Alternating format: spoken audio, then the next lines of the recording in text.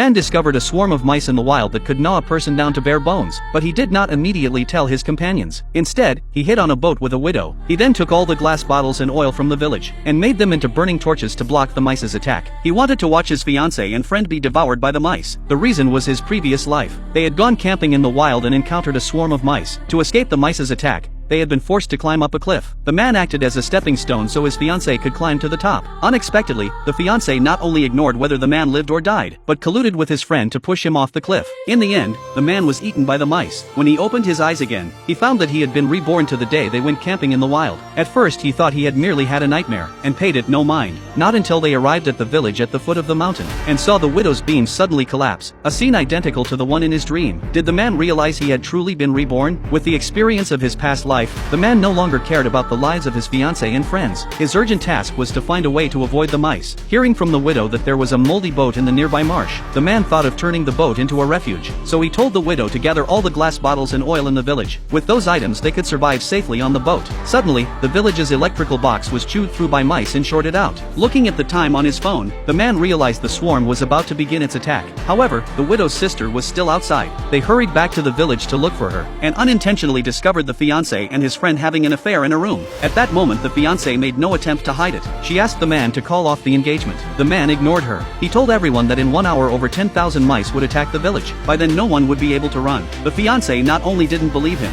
she mocked the man as a coward for being afraid of mice. The man stopped trying to persuade them, and instead took the widow and her sister to the boat. Then he picked up his binoculars and silently waited for the mice to attack. After counting down 3, 2, 1, the man thought the swarm was coming, but nothing seemed unusual nearby. The others sneered and called the man crazy. When a massive dark clouds covered the moon, the man remembered that in his last life the mice attacked at the darkest hour, but no one believed what he said. Soon strange noises came from the jungle. When they realized something was wrong, and looked toward the grass, they saw swarms of mice running toward them. Seeing this, they were terrified, but by then it was too late to escape.